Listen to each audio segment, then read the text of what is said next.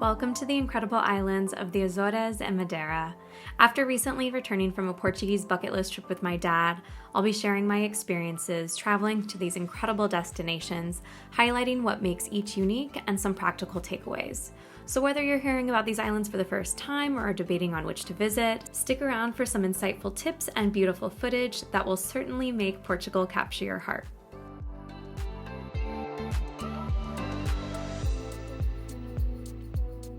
Located in the middle of the Atlantic Ocean, the Azores are an archipelago of 9 volcanic islands, each offering its own unique charm. For our stay, we opted to stay on Sao Miguel as we were limited on time and we didn't want to rush bouncing between islands. Now, the best way to get around is to rent a car. There are options for public transportation, but it was pretty limited. The first thing you'll notice is how unbelievably green everything is in the Azores.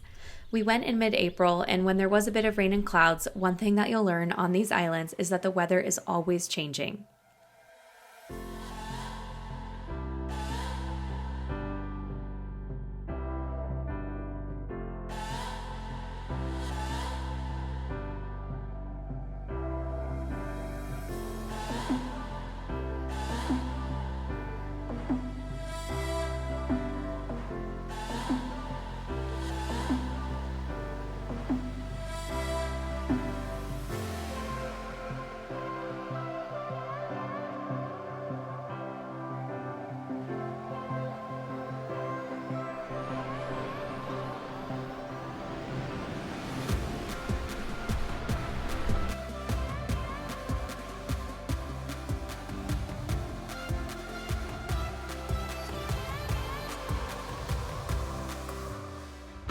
We opted to stay at a small boutique hotel located on a pineapple farm, Herdad do Ananas.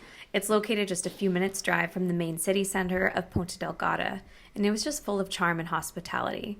They placed a high value on sustainability, something I was super happy about. They have a fully independent rainwater irrigation system, organic farming, secondhand decor and furniture, LED lighting, and various other initiatives to reduce water and plastic use. However, I do think they could have reduced food waste by swapping out the delicious breakfast buffet for something made to order. Regardless, I would highly recommend staying here.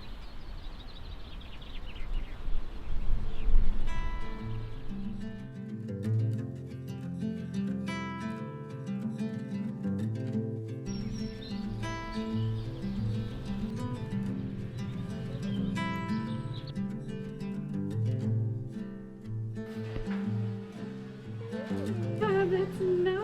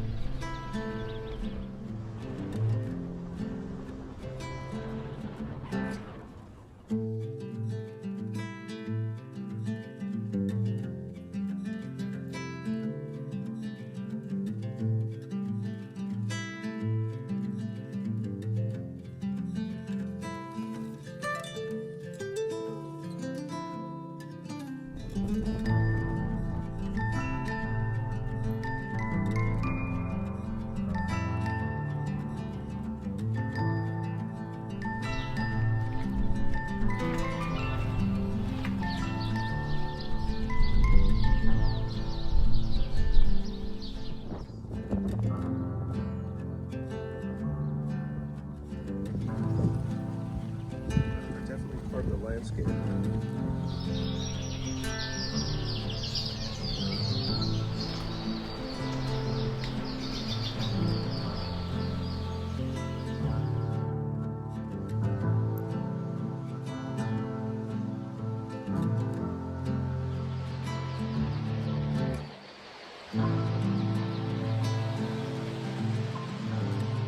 Okay, we're on our first hike here, and I have to say this is incredible so far.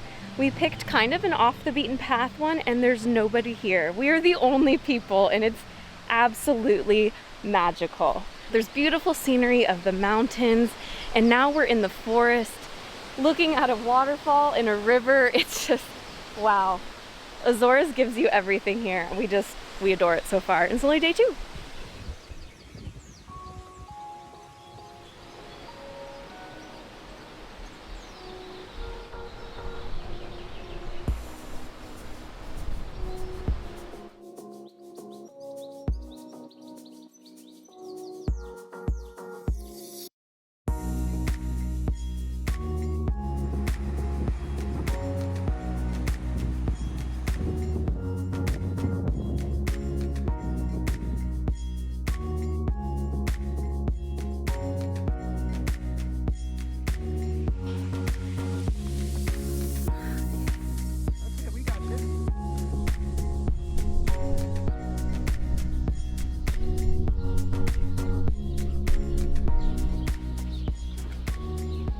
How's the hike?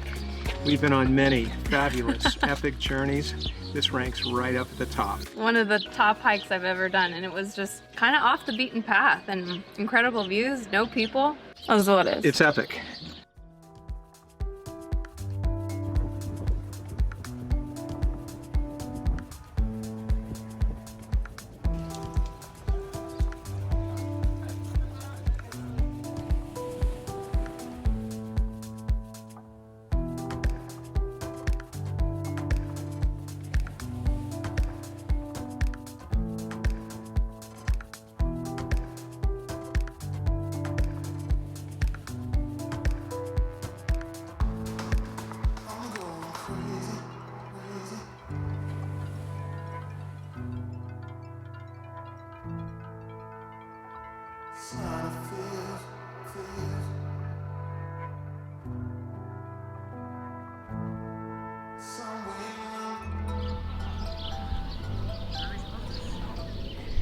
Alrighty, I'm enjoying the amazing, famous lake here, Sete Cidades. We came here the first day, but it was pretty rainy and overcast, and you just can't predict the weather here, but we ended up deciding to come back, and we're going to do a bike tour in just a little bit. I'm just so happy that we did come back because we get to enjoy it with some sunshine. I mean, there's still clouds passing through.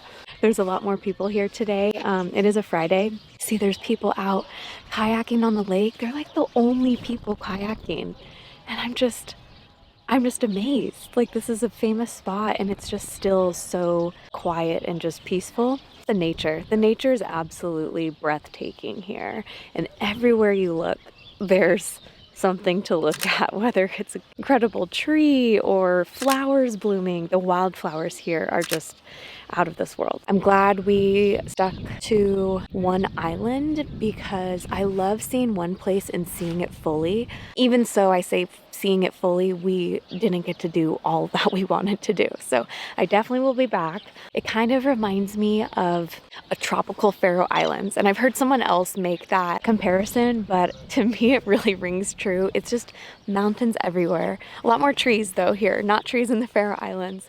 You could trade the sheep for the cows, lots of cows here. Incredible coastline. We love it. Love it. Thank you, Azores.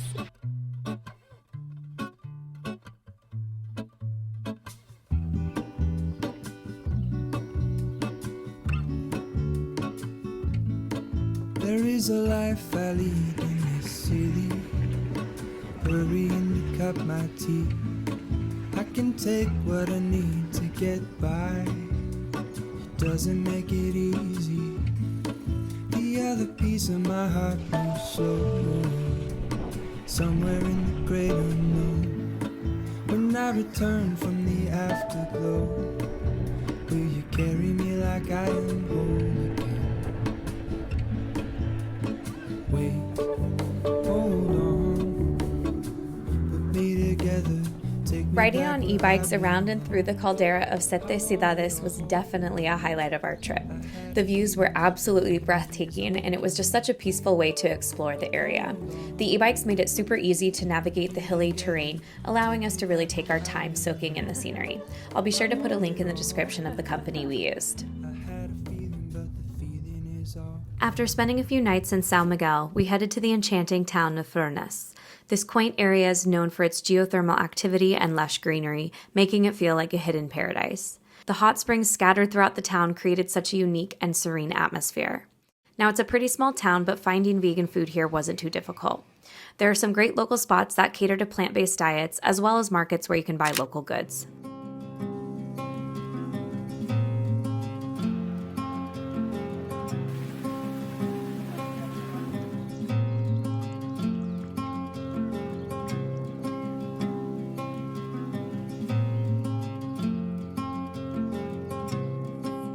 We spent a lovely afternoon at the Terra Nostra Botanical Garden, which has been around since the 18th century. The garden is full of plants from all over the world set against the beautiful Azorean landscape. It's such a peaceful place to wander and take in the natural beauty, and honestly, I could have spent hours just soaking it all in. The best part, though, was the hydrothermal spa and jacuzzis. The property dates back to 1782, and the spa has been welcoming visitors for centuries.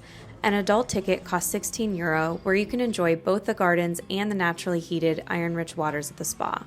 However, if you're a guest at their hotel, then you can enjoy the entire property and its extended hours without needing to buy a ticket. Hey, this is deeper than it looks. I'm on my tiptoes right now. Obviously the color is not super appealing, but man, it feels amazing. And you're surrounded by gorgeous trees. Hear the birds, so peaceful.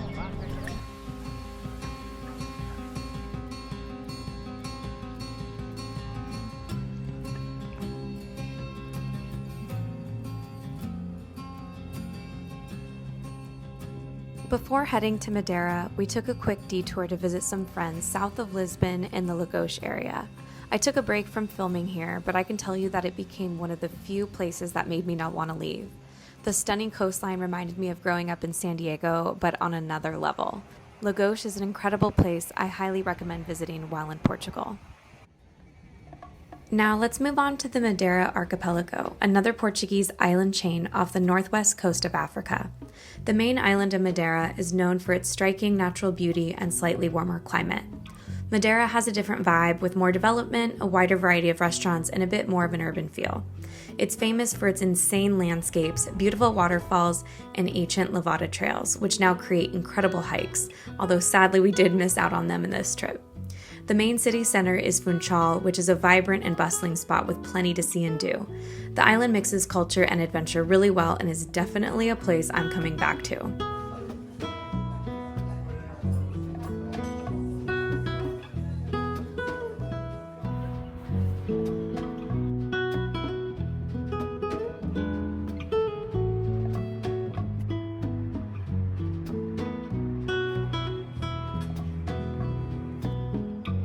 After taking one of Madeira's many cable cars to seek out stunning views of the island, we took the traditional toboggan ride down the steep streets of Funchal. Originally a means of quick transportation for locals, this ride has now become a very popular tourist attraction. It costs €35 for 2 people and offers a unique way to get down the mountain.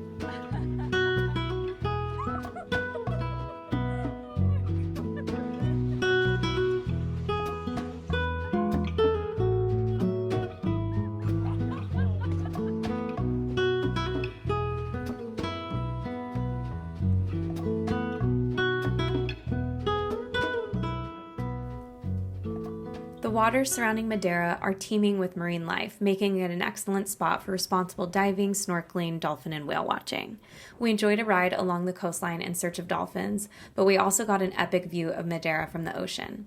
What I appreciated most was the strict regulations that respect marine life encounters. They limit the interactions with any group of wildlife to a maximum of 10 minutes, ensuring that the boats can't keep chasing the same whales and dolphins throughout the tour. This approach is much better for the animals' well-being. I am literally freaking out right now. This is the first time that we are driving through Madeira and getting outside of Funchal. Mountains, it's insane. I don't know how else to describe it.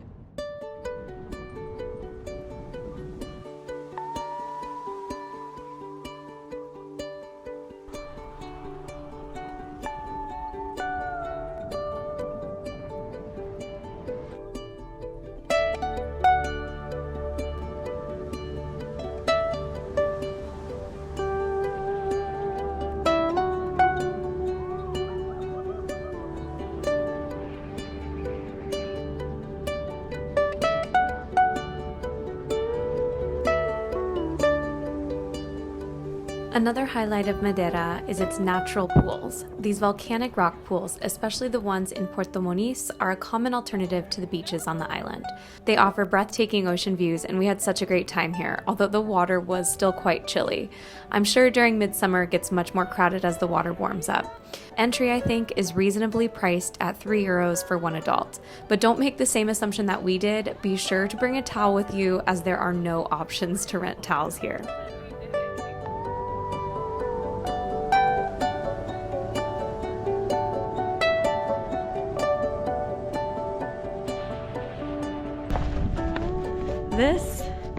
This right here is what I live for.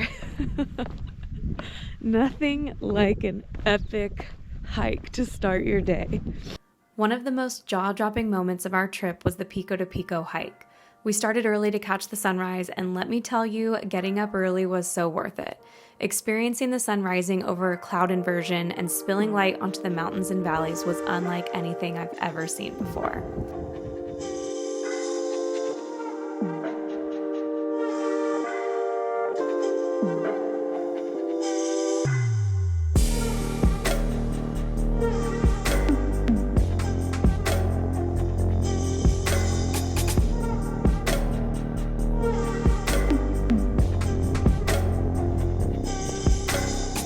We are just floored by how incredible this is.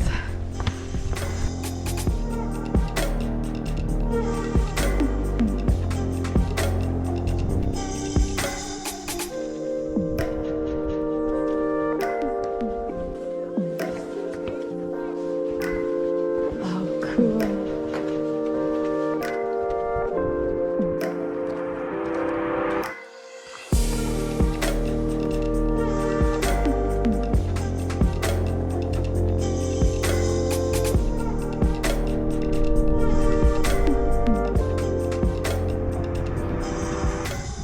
To the top, highest point on Madeira.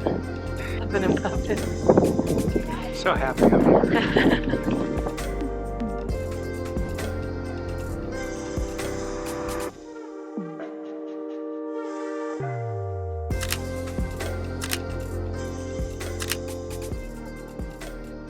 For transportation, you have several options. You can drive yourself, hire a group transport, or take a taxi, which is the most expensive option. The hike starts at Pico do Arieiro and ends at Pico Ruivo. From the summit of Pico Ruivo, you have two choices. You can hike back to Pico do Arieiro or continue towards Achada do Teixeira, which is much easier and offers stunning views of the ocean on one side and peaks on the other. We chose to take the PR 1.2 path, the easier way, where we hailed a cab, but this is not something I would recommend as it was pretty expensive. Rather, I suggest looking into private group transportation options that will take you back to the main parking lot at specific set times. The only downside to this is you can't decide last minute when basing your hike on weather solely. Now, Pico de Pico is definitely a bucket list hike for me, and at 10 kilometers, it's that perfect blend of challenging yet doable. So worth it.